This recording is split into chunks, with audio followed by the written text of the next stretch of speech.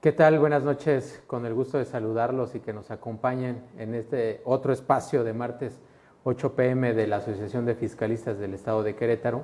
Y hoy para mí me da mucho gusto estar aquí acompañado por un invitado que es experto en esta materia de principios de doble tributación. Y es para mí un gusto saludar al licenciado en Derecho y maestría en Derecho Tributario Internacional por la Universidad de Leiden en Holanda, el licenciado Roberto Lobato Torres. Mi estimado Roberto, muchas gracias por ¿Cómo estar estás, aquí. Jaime? Qué gusto venir a saludar. platicar contigo y estar por acá otra vez. No, Ya había pues, tenido la oportunidad de haber estado acá en alguna otra ocasión, pero ahora también me da mucho gusto estar contigo platicando. muchas gracias por aceptar y pues con este tema que es muy interesante, ¿no? Este tema de la doble tributación que tiene que ver con, en algunas ocasiones, por las propias naturalezas de los servicios, de la actividad económica, pues Correcto. se puede incurrir en tributar, es decir, pagar impuestos, en tener esa obligación de pagar impuestos en dos jurisdicciones, dos países, ¿no? Entonces, ahí me gustaría iniciar, mi estimado Roberto, ¿qué es la doble tributación? ¿Cómo inicia o cómo surge o cómo se activa esa obligación? Correcto. Fíjate, tocas un tema bien interesante y justo por el momento en el que vivimos y cómo se han desenvuelto las cosas, el desarrollo de la tecnología, la forma en que los mercados cada vez más interactúan entre ellos mismos, eh, puede ocurrir o puede darse el caso en que un contribuyente, atendiendo a la naturaleza de las facultades o de la potestad tributaria que tenga cada país y que te dice, ¿sabes qué? Yo voy a grabar esto, estos conceptos van a ser impuestos sobre la renta, puede darse un supuesto en que haciendo una operación internacional o cross-border, ¿no? Como le dicen, exista la posibilidad de que él tenga que pagar impuestos sobre la renta en los dos países. Entonces, por ejemplo, esto nace a principios, hace 100 años, el derecho fiscal internacional nace alrededor de hace 100 años y nace después por ahí por los 20, en 1920, después de la Primera Guerra Mundial, después de la Revolución Industrial, empiezan en Europa los comerciantes, por ejemplo, un comerciante que vivía en Dublín llegaba en su barquito al Liverpool y llegaba con granos, ¿no? Entonces él los vendía ahí. Y pongamos un ejemplo, recibía un ingreso de 100 libras, ¿no? Para hablar en números redondos. Entonces, suponiendo que en ese entonces la tasa del impuesto sobre la renta en el Reino Unido y en Inglaterra particularmente, por el ingreso que generó en Liverpool, porque allí generó el ingreso, ¿no? Claro. En ese lugar se obtuvo el ingreso. Entonces, el Reino Unido podría decir, no, pues me debes de pagar aquí el impuesto sobre la renta. Y suponiendo que el impuesto en ese momento era del 30%, pues imagínate este irlandés que tiene que pagar un 30%, pero se regresa en su barquito a Dublín, y ahí en Irlanda le dicen, no, pues aquí también tienes que pagar otro 30% de impuesto a la renta porque tú vives acá y tú te beneficias de todo lo que el Estado te proporciona de seguridad, de atención, de seguridad social, de las vías de comunicación, de atención de la policía y demás. Entonces tú debes de pagar también acá. Entonces, suponiendo que de esos 100 que hubiera obtenido por la venta de los granos, hubiera pagado el 30% de impuesto a la renta en el Reino Unido y después se va a Irlanda él y como es residente de allá, Irlanda también lo obliga a pagar el 30% de impuesto a la renta, entonces únicamente se hubiera quedado con 40 libras del ingreso por la venta de esos granos, ¿no? Y al final del día, pues esta persona no le hubiera gustado hacer el negocio a nivel internacional porque justamente no le hubiera convenido, él hubiera preferido vender sus granos en Irlanda porque así solo hubiera pagado un impuesto sobre la renta en lugar de dos. Entonces, por ahí de los 20 empiezan justamente a generarse los primeros tratados para aliviar esta doble tributación. Porque pagaba impuestos en los dos lugares. Y Por ejemplo, el primer tratado es el que te comento, en el 22, si mal no recuerdo, en el 20, el primer tratado de doble tributación fue entre Reino Unido e Irlanda. Después sale un tratado, nace a la vida un tratado entre Alemania e Italia.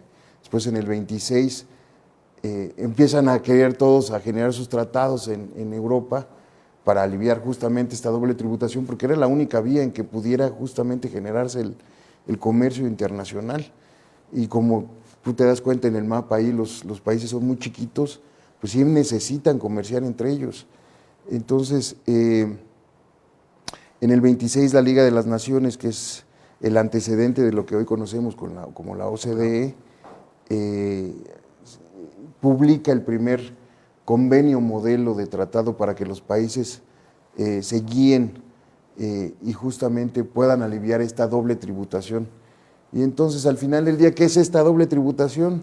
Si se dan cuenta, hay 4 elementos acá. Doble tributación, mismo sujeto, identidad subjetiva, es el mismo contribuyente que está, la persona que fue a vender sus granos, ¿no? Identidad objetiva, mismo impuesto, impuesto sobre la renta, ¿sí?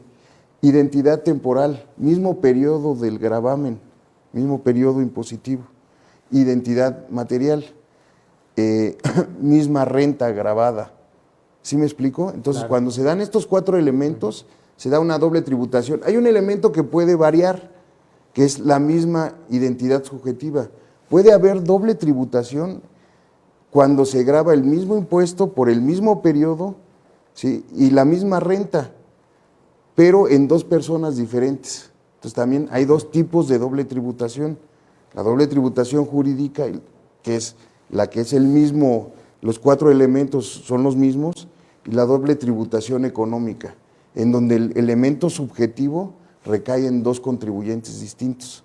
Okay. Si tú me lo permites, te platico de 2 ejemplos rápido, adelante, para que quede un poquito más claro. Claro, adelante. Entonces, por ejemplo, identidad, doble tributación jurídica, el caso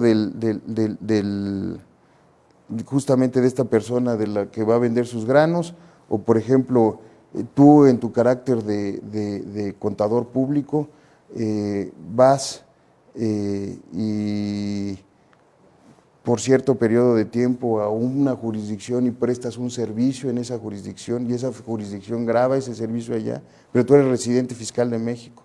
O sea, ahí hay otra doble tributación jurídica, porque te están grabando a ti mismo contribuyente en los 2 países. En los 2 países, correcto. La doble tributación económica se trata de 2 contribuyentes. Entonces, el caso más común que tenemos es el caso de las sociedades mercantiles, en donde primeramente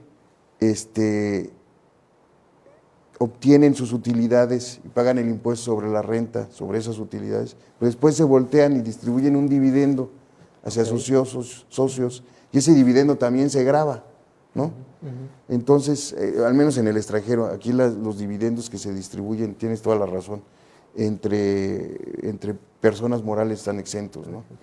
Entonces, ese dividendo también se grava. Entonces aquí tenemos una doble tributación económica. Son 2 sujetos diferentes grabando la misma utilidad, una convertida en dividendo. No sé si me explico. O en materia de precios de transferencia. Sí. Cuando hacen un ajuste de precios de transferencia, que quizás aquí es un poquito más técnico, y una autoridad hace en México un ajuste de precios de transferencia, ¿no? El servicio que pagaste al extranjero no valía 9 pesos, valía 8.50, ¿no? Y en el extranjero dicen, no, sí valía 9 pesos, aquí yo quiero que pagues el ISR sobre 9 pesos. Esa diferencia de 50 centavos que no te están reconociendo en el extranjero y que México te está rechazando en la deducción, ese ajuste es una doble tributación económica también. Okay. Entonces no sé si queda claro. Me queda clarísimo, Creo que es un ejemplo muy importante en cuanto a diferenciar esta doble tributación entre partes relacionadas y doble tributación entre partes no relacionadas, ¿no? Porque ahí hay si la naturaleza de las normas es la misma, sin embargo sí tiene normas auxiliares específicas. Correcto. Para partes relacionadas, ¿no? Sí, normalmente es más común que esta doble tributación económica se dé entre partes que son relacionadas, ¿no? Que tengan cierta vinculación entre sí, como bien comentas, Jaime. Tienes toda la razón. Y esto efectivamente hacia las partes relacionadas lo que trata de evitar es erosionar, ¿no? La base gravable, ¿no? Porque Bueno, sí, las también partes relacionadas... pasa algo bien curioso, ¿no? Normalmente, que es como nace en el tema, entre otras cosas, el tema de precios de transferencia que estás platicando, ¿no? ¿Qué es lo que pasa? Que muchas veces estos grupos multinacionales que están haciendo operaciones en varios lugares, pues se dan cuenta que, por ejemplo, la tasa en Estados Unidos es del 21%, el impuesto a la renta, si descontando la tasa estatal, o sea, no vamos a platicar de eso, para hacerlo más simplificado, Claro, ¿no? claro. Y la tasa aquí en México para las personas morales es del 30%, ¿no?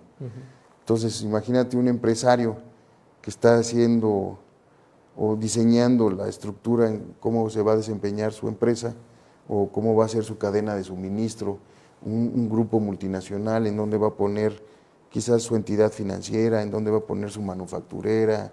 Entonces, entre otras variables que consideran son justamente esas tasas, ¿no? Entonces, indirectamente, cuando tú tienes una diferencia de tasas entre países, hay un incentivo muy fuerte para el grupo multinacional de decir, oye, pues prefiero pagar el impuesto a la renta en Estados Unidos, en este ejemplo, Al 21%. exacto, que en México, ¿no? Claro. Entonces, pues la tendencia justamente es que esas utilidades se las lleven pues de diferentes maneras, ¿no? Quizás a través de préstamos, que bueno, que es otro efecto fiscal ahorita que quizás podemos platicar diferente, pero quizás, por ejemplo, el precio de el costo, pues incrementarlo para que si el producto viene de allá, que no es el caso, normalmente es al revés, ¿no? Pero si quizás estoy hablando de un software, ¿no? El producto viene de allá, pues quizás le incrementas el costo allá para que se quede más parte de la utilidad allá y aquí en tu parte relacionada, en tu empresa subsidiaria, con un costo más alto, pues va a vender y le va a meter las deducciones además de la operación, entonces va a tener una utilidad más baja, ¿no? Y no va a pagar impuestos. Y no va a pagar tantos, Y entonces claro, se va a llevar allá la utilidad. Entonces, entre otras formas, una de las cuestiones o una de las vías que tiene la autoridad fiscal para cuestionar estos precios que pues efectivamente nadie compraría en México, porque ¿qué dice la autoridad? Oye, si tú le comprarías un software, en este caso tan caro, a tu residente en el extranjero, porque pues, son partes relacionadas, ¿no? Pero una parte independiente en ninguna situación le compraría ese precio tan caro el software porque vas a tener menos utilidad. Entonces la autoridad fiscal podría decir, en México, decir, oye, el SAT en este caso, ¿no? Oye, quiero revisar el cumplimiento de tus obligaciones en materia de precios de transferencia porque parecería que tu precio no está a valor de mercado. Entonces es la forma en cómo justamente se da este tema en donde quizás si la autoridad te dice, no, no estoy de acuerdo con el costo y te lo voy a reducir, pero en el otro país te dicen, no, sí, ese es el costo porque pues allá también les conviene que paguen más impuestos, ¿no? Claro, claro. Entonces, o sea, lo van a revisar las dos autoridades. Podría ¿no? ser el caso, sí, sí, sí. Entonces, esa diferencia que no te están reconociendo en México del costo, pero que allá sí estás acumulando, tiene como consecuencia esta doble tributación internacional, doble tributación económica. No sé si me explico. Me queda clarísimo. Correcto. Me queda clarísimo. Y para eso surgen precisamente los precios de transferencia y los tratados, que son dos elementos. O sea, los tratados para evitar la doble tributación, que es en cualquier transacción económica en dos jurisdicciones, pero para hablar de la doble tributación en partes relacionadas es muy importante el tratado y los precios de transferencia. Correcto, totalmente, totalmente. Lo cual es distinto cuando no son partes relacionadas. Ahí se omite la obligación de los precios de transferencia. Correcto, esto totalmente. Nada más para quien nos escucha, ¿cómo definiríamos o cómo platicaríamos acerca de los precios de transferencia? Bueno, cuando una persona tiene cierta relación que implique que participe en la administración, en el control o participe en una tenencia accionaria respecto de una sociedad o dos sociedades estén bajo el control, la administración o la participación de la tenencia accionaria de alguien tercero arriba, se entiende que son partes relacionadas.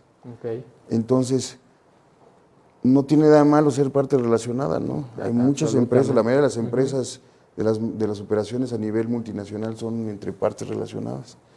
Lo único que prevé las disposiciones fiscales en el título sexto es que tú debes, en materia de precios de transferencia a nivel internacional, porque también tienes obligaciones a nivel nacional. A nivel internacional, en el título sexto, te dice que tú tienes que, entre estas partes relacionadas, tienes que celebrar tus operaciones como si fueran operaciones a nivel de mercado, fair market value, ¿no? A precio libre de mercado. Entonces, y para eso hay unos métodos, 5 métodos, en donde tú llegas a concluir y a demostrar a la autoridad a través de un estudio de precios de transferencia que justamente llegaste a calcular el precio de mercado de esa operación con tu parte relacionada, ¿no? Ahora, si la operación es entre partes independientes, evidentemente esta parte del precio de transferencia no va implícita, pero el tratado sí la regula en el artículo 9, ¿no? El artículo 9 regula el tema de precios de transferencia. Hay un procedimientos amistosos en esos tratados justamente para evitar esta doble tributación económica.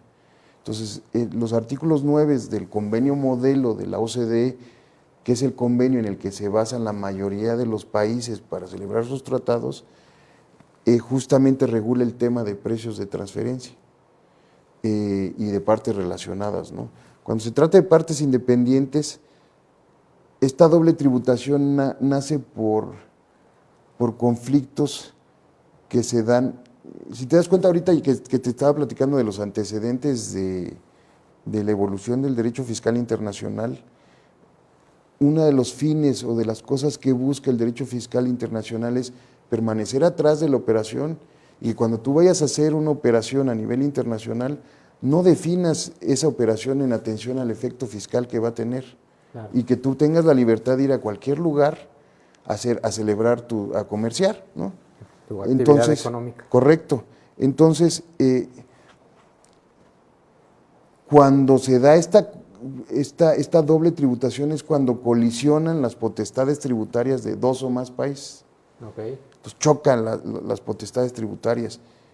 Si te das cuenta, una de las máximas expresiones de soberanía de un Estado es la posibilidad de gravar a sus gobernados, ¿no? Claro. Entonces, incluso en la actualidad, tú puedes ver, por ejemplo, hay un libro nosotros los que estudiamos Derecho leímos un libro de Sergio Francisco de la Garza que se llama Derecho Financiero, y entre otras cosas, este libro de Sergio Francisco de la Garza te dice que las formas de máxima expresión de la potestad tributaria, de la soberanía de un Estado, justamente es la milicia, la posibilidad de juzgar o de tener tribunales y la posibilidad de poner impuestos.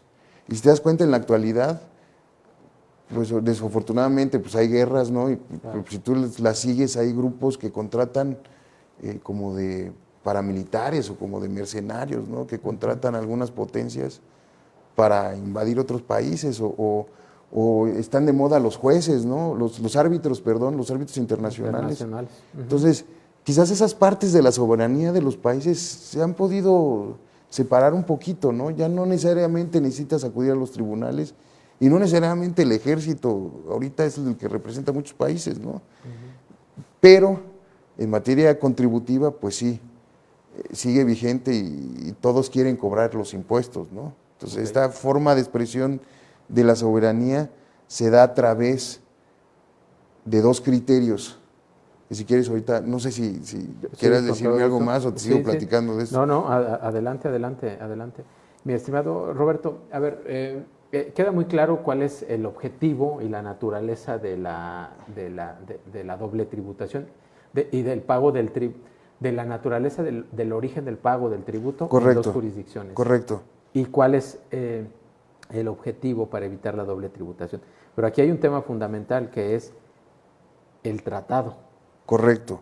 La función del tratado es precisamente evitar la doble tributación. Correcto, entre otras cosas sí. Uno de los fines del uno tratado. de los fines del tratado, exactamente, entre otras cosas, porque también ayuda para definir la naturaleza de el domicilio fiscal, Correcto. ¿no? La residencia. Correcto, la residencia. Digo, entre otros elementos.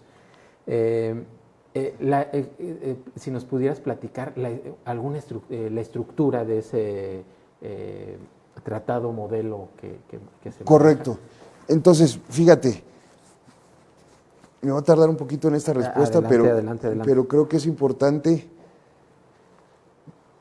porque justamente esa estructura atiende a la naturaleza de las formas o de cómo se generan estas dobles tributaciones, o sea, la estructura del tratado. Entonces, ahorita estábamos hablando de la soberanía de los estados y de la potestad tributaria como una forma de ejercer esa soberanía, y esta potestad tributaria se ejerce a través de haz de cuenta que dos vertientes, ¿no?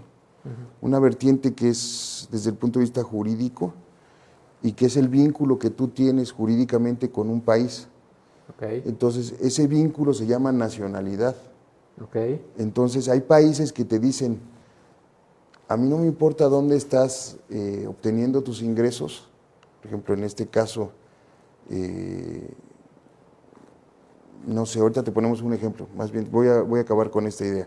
A mí no me importa dónde obtienes tus ingresos, ni de dónde vives. Si tú naciste en este país, tú tienes que pagar impuestos en ese país.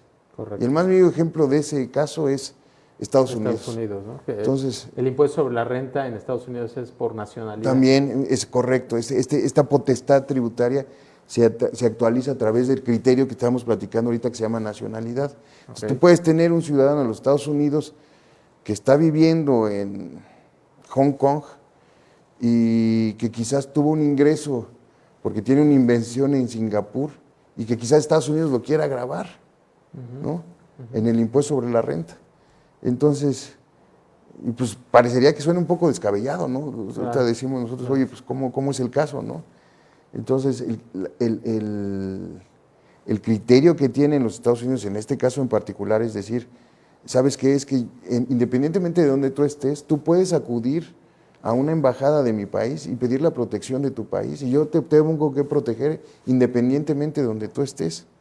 Entonces, este criterio de sujeción o de atribución de potestad tributaria se llama nacionalidad, pero también hay otros criterios que son fácticos. Y estos criterios fácticos que no son jurídicos, como el caso de la nacionalidad, se dan, como lo estamos platicando, a través de los hechos. Y esta vinculación de un país con las personas fácticas se llama residencia, que es uno de los criterios que México sigue. Exacto. ¿Sí me explico? Sí. Entonces, el artículo 9 del Código Fiscal de la Federación establece que en el caso de las personas físicas, si tú tienes tu casa habitación o tu centro de intereses vitales en el país, tú tienes que pagar como residente de México. Y en el caso de las personas morales, tu sede de administración o tu centro de intereses, sede de administración efectiva, ¿no? Tú te consideras residente en México y tú debes de pagar el impuesto sobre la renta en México. Pero también hay otro criterio que deriva de este fáctico, pero es respecto de las cosas. Y eso se llama fuente de riqueza o fuente. Claro. Entonces, la fuente de riqueza es,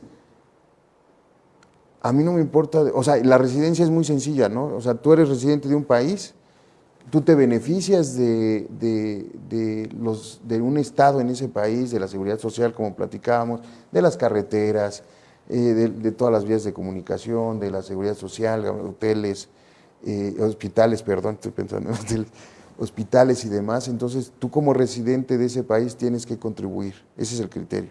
Okay. El segundo. El tercero, como platicamos, es fuente. Y aquí es, oye, si tú estás llegando a un país, yo sé que no eres residente de ese país, pero te estás beneficiando de la economía de ese país, de la posibilidad de hacer negocios, estás obteniendo ingresos, pues yo también te quiero gravar. Okay. Entonces, cuando estos tres elementos se segmentan en varios países, imagínate que Estados Unidos quiere grabar por ciudadanía, pero el Hong Kong por residencia, pero Claro. Singapur por fuente. Entonces chocan todos estos países queriendo grabar un mismo ingreso.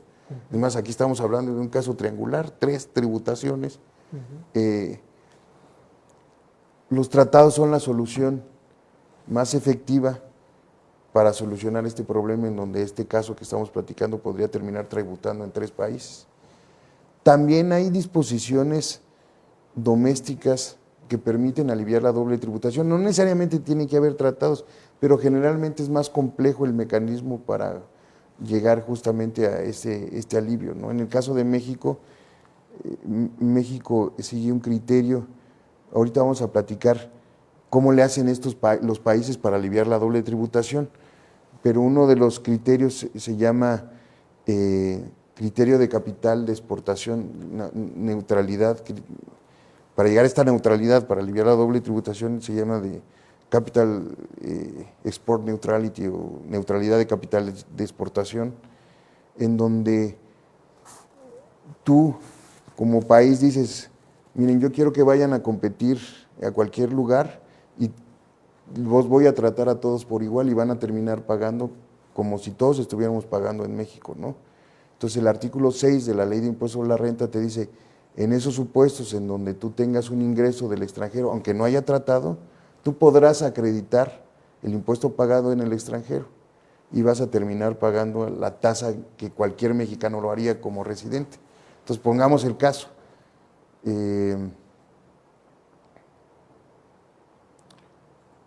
Un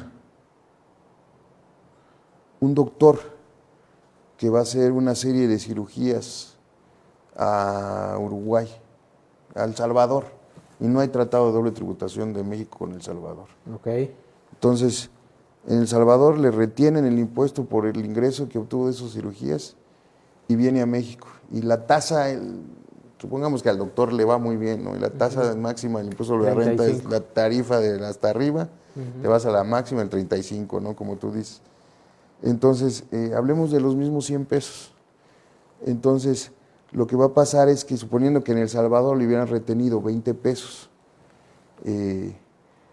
entonces se viene con sus 80 pesos el doctor, presenta su declaración aquí en México y le dice, ¿sabes qué, SAT? Yo voy a pagar como cualquiera de los mexicanos, independientemente si hice mis cirugías en El Salvador o no. Entonces, me vas a dar chance, o la ley así lo prevé más bien, tienes que reconocerme los 20 pesos que pagué allá. Entonces, a los 35 que estamos hablando de la tasa máxima que me va a tocar acá pagar, le voy a restar los 20 pesos que ya pagué allá y solo te voy a pagar la diferencia, que son 15 pesos, ¿no? Entonces, es una forma de aliviar la doble tributación y es la forma que sigue México. Ok. Entonces, el primer paso para evitar la doble tributación, digo, hablando de evitar porque el propio tratado te da esa posibilidad. Correcto. ¿No?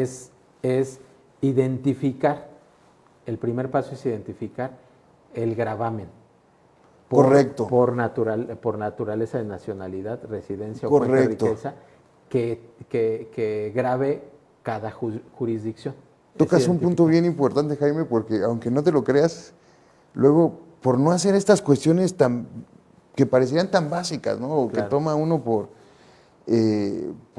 sentadas, luego llegamos a conclusiones que no son racionales. Entonces, el primer paso, como tú estás diciendo, tienes que identificar quién es el recipiente del ingreso, ¿no? Quién recibe el ingreso, ¿no?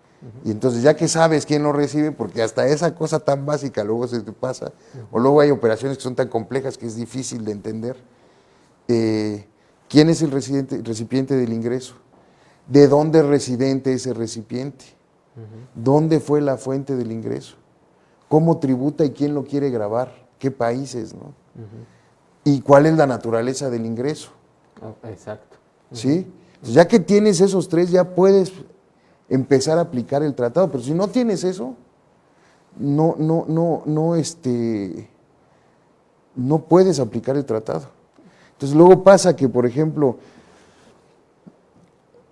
hablando del establecimiento permanente, ¿no? El establecimiento permanente, como no tiene personalidad jurídica propia per se, o un contrato, ¿no? Un contrato que no tenga personalidad jurídica, no puede aplicar el tratado. O sea, por ejemplo, hablemos de un partnership, un fideicomiso, no puede aplicar un tratado porque no tiene personalidad jurídica. Entonces no es residente de ninguno de los dos países. ¿Sí me explico? Sí, claro. Entonces esos puntos finos, o qué puede pasar también, que tengas una persona que sea residente de dos países y en los dos los quieren grabar como residentes. Entonces el tratado también tiene unas reglas de desempate en sus artículos, el convenio modelo en el artículo 4 y por lo general los tratados, en donde te dice qué pasa cuando tienes este supuesto de que tengas una persona que es residente en dos países, ¿no? Pues, suponiendo un piloto de Fórmula 1, ¿no? Que pues, vive en Mónaco y quizás en Guadalajara, ¿no? Famosón. Entonces, pues quizás él dice, no, pues quizás los dos países lo quieren grabar como residente, ¿no?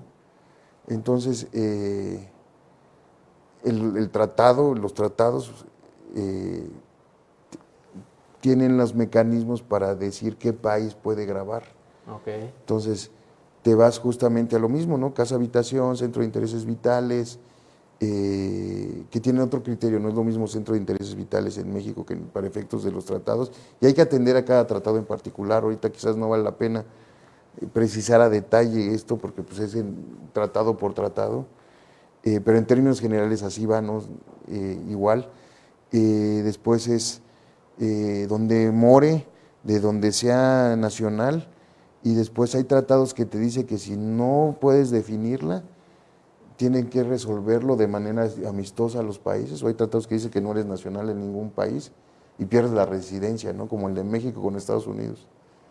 Entonces, ¿qué pasa cuando pierdes la residencia para efectos del tratado? Pues ya no te aplica el tratado, entonces te van a grabar full ambos países. ¿Y por qué lo hacen? Porque hay un caso muy sonado hace como ya 10 años, en donde una empresa de la manzana operaba en Europa a través de una empresa que tenía doble residencia. Okay. Entonces, desde Estados Unidos veían que era residente de Irlanda, pero en Irlanda perdía la residencia y entonces decían, no, pues Estados Unidos yo no te grabo porque este es residente de Irlanda y hasta que pues no me manden la lana como dividendo, voy a grabar, ¿no? Pero en Bermuda, en Irlanda decía, no, pues yo no te grabo. Si mal no recuerdo, te estoy tratando de hacer memoria. Yo no te grabo porque tú no eres residente para mí conforme a disposiciones locales de Irlanda. Tú eres residente de un paraíso fiscal, creo que era las Bahamas, uno de estos, ¿no? De estas islitas chiquitas. Entonces, pues no terminaba pagando en ningún lugar. Entonces el tratado ahora tiene la consecuencia justamente eso de que si no eres residente de ningún lugar, para efectos del tratado pierdes la residencia, el tratado de Estados Unidos con México, y no te aplica el tratado. Y fíjate que ese caso es muy sonado, ese de que Sí, estás correcto. platicando, el de la manzanita, porque incluso el Senado, me parece, llamó a los Claro. directivos, ¿no?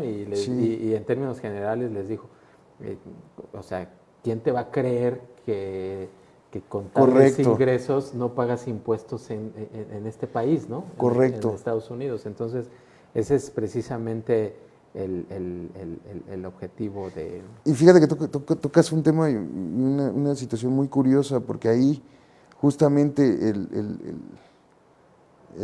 lo llaman a varios CEOs de diferentes empresas Así es. en Europa a declarar en Reino Unido, ¿no? Entre ellas la empresa también, la Starbucks de café, Amazon, todos tenían diferentes estrategias. Lo cierto es que sí cumplían con la ley.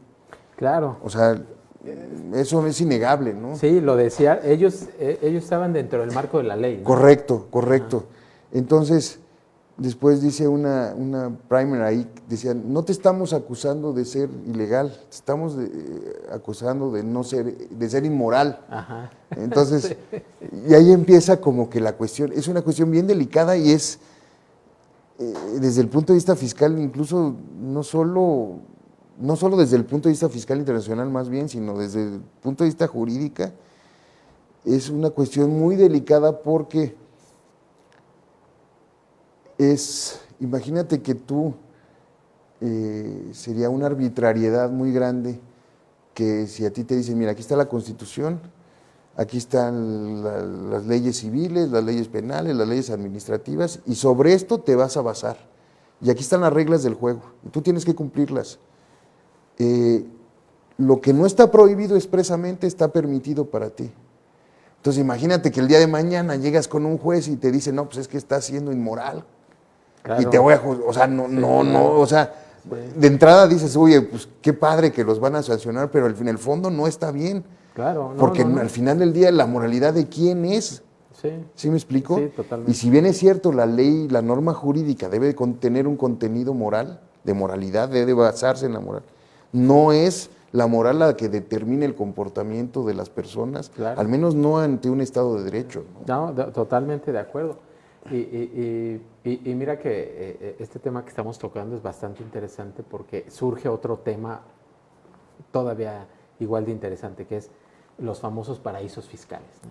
Correcto. Los famosos paraísos fiscales, que es aquellas jurisdicciones, países en donde el impuesto sobre la renta es muy bajo, Correcto. con el simple objetivo de que ciertas inversiones capitales se asienten en ese país para Correcto. promover la economía de ese país, porque hay una tasa impositiva. Y lo podemos ver porque hay muchas de estas, precisamente estas empresas multinacionales que tienen su domicilio fiscal en Países En algunas Bajos, ¿no? jurisdicciones. En algunas jurisdicciones, pero que incluso ni siquiera tocar estas islas, ¿no? Que son muy Correcto. famosas, sino Irlanda, Países Bajos, ¿no? O sea, Correcto.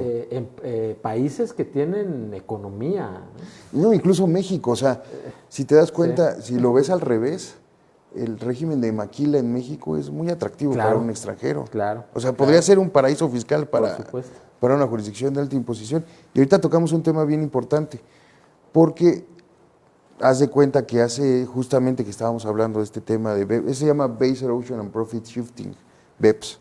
Entonces, estábamos hablando de la erosión de la base gravable, la base gravable en una jurisdicción de alta imposición, y te la llevas a un paraíso fiscal de baja imposición, te llevas la utilidad a otra jurisdicción de baja imposición. Entonces, tiene una connotación bien interesante porque de entrada parecería que dicen, no, qué malos son estos contribuyentes y qué poquis que no, como dicen los jóvenes ahorita, ¿no? Que no, sí. que no tributan acá, ¿no? Lo cierto es que también los países compiten para atraer la inversión. Claro. Entonces, a partir de los años 80 hay un fenómeno a nivel mundial que se llama Race to the Bottom, en donde los países están disminuyendo sus tasas tributarias, que en los 80 eran del 40 y tantos %, a la baja porque quieren llevar gente, ¿no? No, pues lo vemos también aquí en México, empresas, ¿no? Sí, correcto. Empresas que, ¿sabes qué? Que les dan facilidades para instalarse. Correcto. No hablando propiamente de impuesto a la nearshoring, renta, ¿no? pero el de decreto de nearshoring. Correcto, correcto. Entonces, parecería que el approach, o sea, no necesariamente hay que ser como tan inquisitivos, pero como se dieron las cosas en ese momento es, oye, pues estamos en un periodo de crisis, en ese momento estaban saliendo los países de la crisis subprime, y nosotros pagamos un chorro de impuestos, los contribuyentes cautivos, ¿no? Los empleados, ¿no? Que te retienen el impuesto y todo, y cómo terminas con una empresa que no paga nada, ¿no? Claro. Entonces, lo cierto es que si bien deben haber umbrales donde se pague lo correcto, eso debe estar contenido en una ley, porque puede ser peor que por criterios de ética o moralidad termines resolviendo algo que te saques de la manga, ¿no? Al menos en un Estado de Derecho. Claro, claro. Entonces, estos paraísos fiscales, en México tenemos las reglas que les llaman de refipres, regímenes. Bueno, antes de seguir con eso, quiero hablar de dos tipos, hay dos tipos de regímenes fiscales atípicos. La OCDE en esta época publica un libro como en 2008, 2009, en donde empieza a hablar y se empiezan a detectar justamente que, por ejemplo, Alemania tenía menos inversión extranjera directa que estas islas chiquitas, ¿no? Okay. Entonces dice, pues, ¿qué está pasando? Pues, si en estas islas chiquitas no hay nada, ¿no? Claro. Entonces, hacen un estudio y publican estos regímenes fiscales atípicos. Y estos regímenes fiscales atípicos se dividen en dos. Entonces, hay unos que se llaman regímenes fiscales dañinos y otros que llaman paraísos fiscales. Okay. Los paraísos fiscales es, como tú bien comentas, en el caso de México al menos, es donde la tasa del impuesto sobre la renta es 75% o menos y cumples que la de México y y se dan otros supuestos, otros requisitos, ¿no? Que tengas la posibilidad de traer ese dinero en el momento que tú lo quieras y que se trate de ingresos pasivos, ¿no? Porque, por ejemplo, si tienes un hotel en Islas Caimán, pues no te fuiste a Islas Caimán Claro. para hacer una planeación fiscal. Claro. Entonces tienen que ser ingresos pasivos, ¿no? Ok. Intereses, dividendos, regalías, algunos ingresos de capital. Financieros e intangibles, ¿no? Correcto, exactamente, porque es la forma en que normalmente lo hacen, ¿no? Pero también hay estos regímenes fiscales atípicos que parecería o que están en una jurisdicción que es de alta imposición, pero que dentro de esa jurisdicción hay un régimen especial de tributación en donde algunos extranjeros pagan menos. Entonces, el caso de la maquila, el típico caso, si lo ven desde el extranjero, ¿no? Podría ser. No quiero decir que es, o sea, pero si tienes este approach a rajatabla, sí podría ser para un extranjero este régimen fiscal. ¿Por qué? Porque ¿y cuáles son las características de estos regímenes fiscales dañinos? Que un residente en México no puede accesar a ellos. O sea, eso se llama ring fencing. Entonces, solo los residentes en el extranjero, entonces tú los invitas a invertir a un país y si bien es cierto la tasa en México es del 30%, para ellos en su caso en particular, y ponen el ring fencing, vas a tener una tributación más baja, ¿no? Okay. Entonces tienes paraísos fiscales y regímenes fiscales dañinos. Pero al final del día es lo que te digo, ¿no? O sea, ¿quién es tan responsable? ¿El contribuyente o el Estado donde también están compitiendo entre ellos para traer la inversión y están jugando con estas cosas, ¿no? Claro. Por ejemplo, hablas de los Países Bajos. Los Países Bajos es un país que tiene 15 millones de habitantes más o menos, que es un país muy chiquito y que entre otras cosas no le quedó de otra que explotar el sistema fiscal y generar seguridad jurídica. Y no es que sea propiamente como tal un paraíso fiscal o Irlanda, pero sí tiene estos regímenes en donde puedes tributar mucho más bajo, ¿no? Yo per se no considero de entrada, o sea, que se satanice tanto el paraíso fiscal, porque quizás también podrías ir y de hecho, por ejemplo, los Países Bajos es un lugar, un destino en donde la protección de la propiedad intelectual es muy, muy desarrollada. Entonces, no necesariamente la razón fiscal sea la necesaria para evadir exactamente o disminuir la base tributaria para registrar, por ejemplo, un intangible. Claro. O propiamente incluso las ganancias, los intereses son mayores, ¿no? Correcto, también puede ser el caso, ¿no? Entonces, justamente hay que tener una justificación y una razón de negocios para operar en otra jurisdicción. Y la respuesta a esto es que generalmente México no tiene tratados internacionales con estos paraísos fiscales, ¿no? Sí, con algunos no. Particularmente en el caso de Países Bajos sí tenemos tratado de doble tributación, con Irlanda también. México es un país muy atractivo, fíjate, porque como la herencia lo dice, como su posición siempre lo ha sido, siempre ha sido un país muy amistoso a nivel internacional y su posición con todos los países, ¿no? Y no es la excepción en el caso de la materia fiscal. Entonces, tenemos celebrados más de 60 tratados de doble tributación con diversas jurisdicciones. Entonces, también a su vez se vuelve un país muy interesante y atractivo a la inversión. Claro, pero coincido contigo, o sea, muchas veces se sataniza los paraísos fiscales, ¿no? Pero más allá de satanizar el paraíso es la práctica que se ha seguido para evitar la tributación, ¿no? Correcto. Es decir, porque la respuesta a esa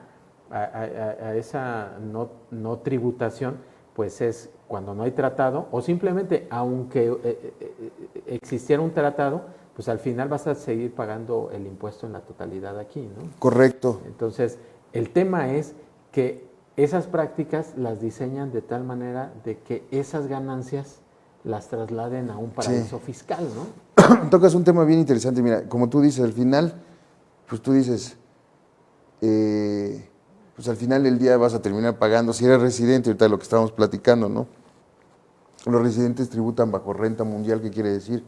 Que independientemente de donde obtengas tu ingreso, si tú eres residente de un país, tú lo tienes que declarar en México, como lo dice el artículo 1 de la Ley de Renta Nacional.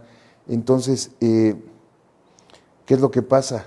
Normalmente la estrategia es alojas los capitales en estos paraísos fiscales y no los traes. Exacto. Porque si el día que los traigas acá, pues ya te cachan como residente, que es lo que Entonces, por eso estas reglas se llaman reglas antidiferimiento, porque lo que estás haciendo es las reglas de refipres que platicábamos de la ley de renta, estás haciendo que el efecto de esa regla es que si tú caes o si tú tienes un ingreso de un refipre, tú vas a pagar el impuesto sobre la renta en México, independientemente de que repatries el dinero o no. Entonces, lo que buscan normalmente algunos contribuyentes es, pues yo me llevo mi lana a un paraíso fiscal, la dejo ahí, y normalmente de sexenio, entre sexenio y sexenio, si te das cuenta, pues muchas administraciones están lana. Claro, y sacan algún... Y sacan una amnistía fiscal en donde, Claro. pues te invito, ven a tributar al 8%, ¿no? Ahorita acaba de salir uno, de hecho, al 15%, ¿no? Es correcto. Que quizás no es atractivo porque creo que al legislador mexicano se le olvidó que ha habido mucha fluctuación cambiaria y que al final, por ejemplo, hemos hecho ejercicios y hemos pagado, bueno, no nosotros, pero algunos de nuestros clientes han pagado algunos impuestos, y la tasa que terminan pagando ahorita con cómo se ha comportado financieramente los mercados es incluso menor, con por ahí del 7-8%. Entonces parece que en este caso en particular, este estímulo pues no es tan atractivo, pero hay algunos otros que sí te dicen, trae tu lana y no me pagues nada, ¿no? Cada 6 años. Entonces lo que esperan este momento y pues ya repatrian el dinero del paraíso fiscal, ¿no? Que aparte este último, no sé, beneficio, amnistía que sacaron, pues trae cosas bien... Claro. Muy de prevención que su origen haya sido de lavado de lícito, dinero. Lícito, sí. Tienes que acreditar siempre que es lícito. Que es lícito, sí. Pero, o sea, entonces, bueno. Sí, totalmente. No, sí, eso sí, totalmente. Y también es una situación muy curiosa porque en el decreto anterior empezaron a auditar muchos contribuyentes. El SAT tomó criterios muy, quizás cuestionables. De hecho, todavía se están litigando esos asuntos. Entonces, pues también la confianza del contribuyente, al menos por ese lado, se ha venido mermando, ¿no? Ahora, también cada quien es libre de invertir en donde quiera, o sea, no quiero decir que con esto simplemente otra vez vuelva a lo mismo, ¿no? Que paguen el impuesto, ¿no? Correcto, nada más que se pague el impuesto, ¿no? Exacto. Pero muchas veces, incluso por seguridad, claro, algunos inversionistas no les gusta tener todo su dinero en un banco mexicano, ¿no? Claro.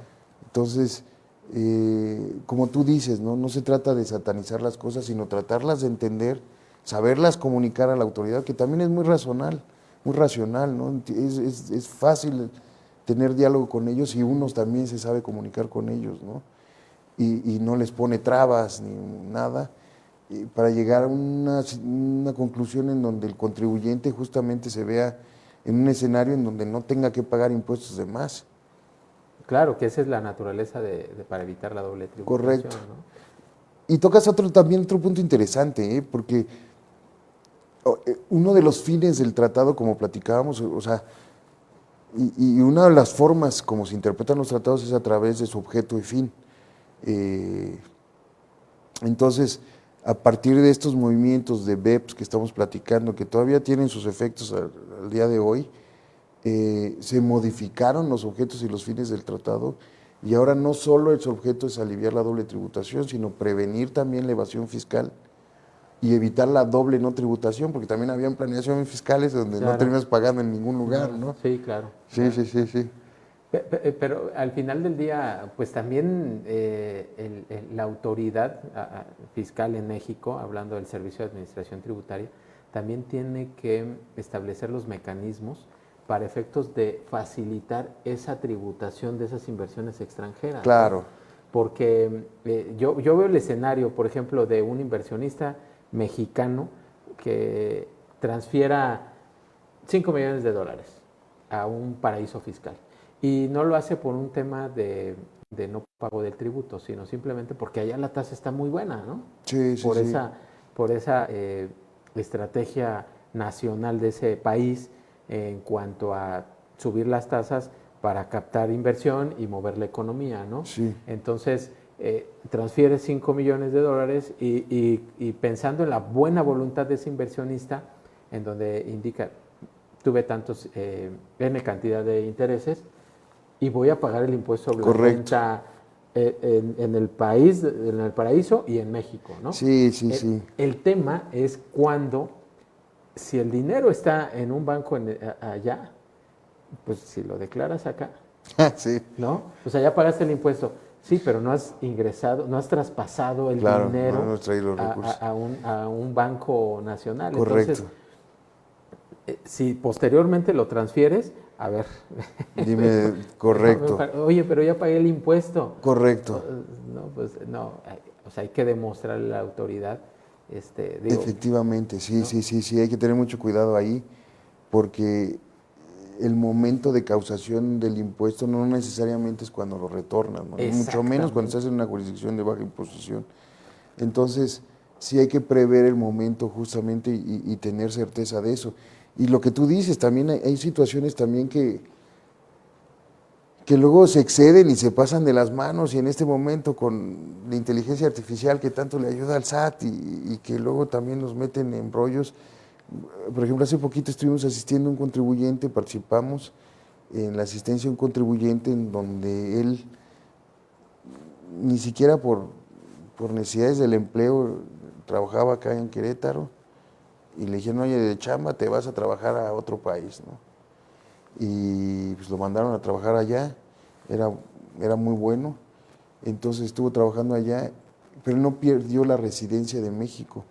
Okay. Entonces pagó el impuesto allá y acá, y entonces el SAT no le quería devolver el impuesto que había pagado de más. Y para no hacerte el cuento largo,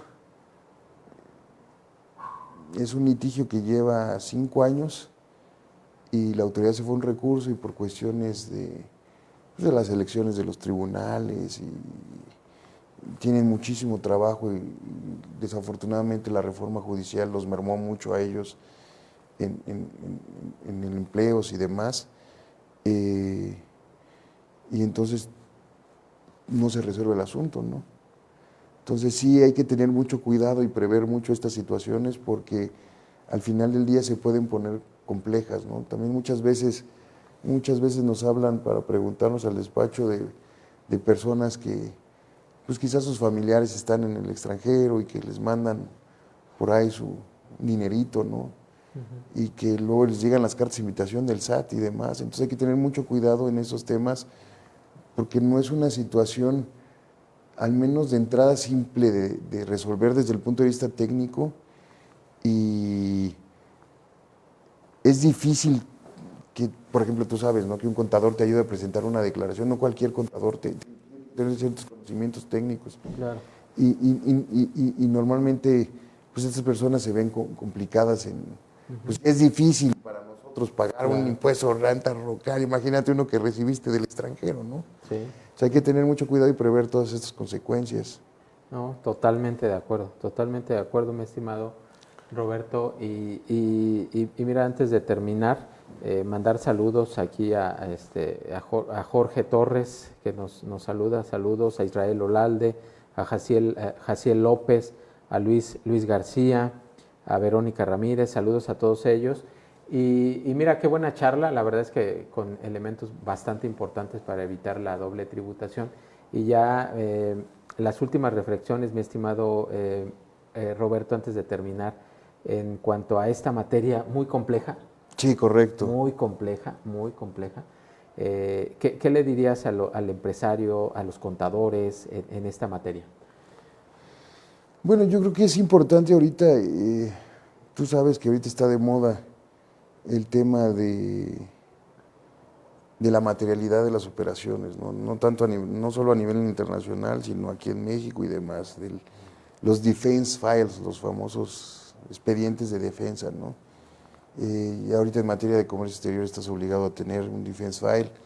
En materia de operaciones a nivel local, con base en el artículo 69B de acreditar la materialidad de las operaciones, no solo con base en ese artículo, también la autoridad ha encontrado otras vías para llegar justamente a cuestionar la materialidad de las operaciones de los contribuyentes.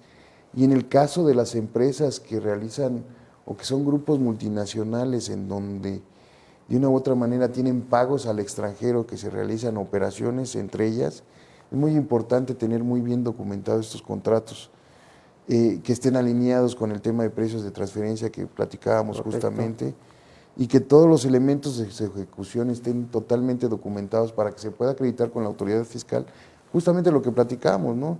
¿Quién es el recipiente del ingreso? ¿Cuál es la naturaleza del ingreso? Y cómo se va a aliviar la doble tributación a la luz del tratado, si es que hay, ¿no? Y por otro lado, también es muy importante para los inversionistas en el extranjero y las personas, porque parecería que ya estamos hablando de cosas que dices, no, oye, se requiere mucho dinero, pero ahorita con el internet y estas cuestiones, exacto, es muy fácil abrir una sociedad en Delaware, a través de internet, pagas ahí tus $100 y ya tienes una sociedad operando en el extranjero, ¿no? Entonces sí es muy importante, o invertir, ¿no? Tú puedes abrir una cuenta en otra jurisdicción y empezar a comprar acciones y ETFs y bonos en cualquier país. Y los chavos lo hacen muy fácil, ¿no? Entonces sí tienen que prever las consecuencias fiscales de estos actos para que justamente entender el momento en que se detone el ingreso y cuándo lo tienes que declarar en México y si puedes aliviar esa doble tributación y si hay un tratado que te apoye, ¿no? Entonces yo creo que mis sugerencias y mis conclusiones serían en este sentido, que antes de, o es un elemento muy importante, particularmente en las inversiones, ¿no? Porque estamos hablando que una inversión que no es de riesgo te anda dando alrededor de un margen de entre un 8 y un 10%, bien pagada, y estás hablando que el efecto del impuesto sobre la renta es de un 35%, pues sí es importante considerar claro, el efecto del impuesto en tus operaciones, máxime si puede haber una consecuencia de una doble tributación, ¿no? correcto. Entonces, creo que esas serían mis reflexiones y justamente que estamos viviendo un momento muy importante porque después de este tema de BEPS, pues todavía seguimos viviendo las consecuencias, ¿no? Entonces hay que ver cómo resuelven los tribunales, qué está pasando a nivel mundial, cómo están dictando esas sentencias que son muy interesantes. Excelente reflexión, Roberto. Me parece fundamental lo que comentas, la materialidad, la documentación, la planeación para efectos de Correcto. tributar correctamente y, pues ver los elementos de esta tributación a través de la aplicación adecuada de los tratados. Correcto, totalmente. Pues mi estimado Roberto, te agradezco mucho. La verdad es que ha sido una charla muy productiva. Muchas gracias. De mucha enseñanza para esta doble tributación. Como bien lo comentas, yo coincido totalmente contigo. No es tan complicado tener un caso de doble tributación. Correcto. Por la tecnología. Correcto. Como bien lo comentas, en este momento se puede invertir en la bolsa de Nueva York desde tu computadora correcto. O en la de Taiwán o en la de... Totalmente. Y entonces el tener estas bases para aplicar la correcta tributación es muy importante. Entonces, correcto. Mi estimado Roberto, muchas gracias por tu participación el día de hoy y pues la verdad es que fue de mucho provecho. No, Jaime, al contrario, te lo agradezco mucho a ti y le agradezco mucho a toda tu audiencia que nos estuvo escuchando, que saludaron ahí, escuché muchos nombres. Gracias por escucharnos en un día martes a las 8 de la noche, en vez de estar haciendo otras cosas quizás. Claro.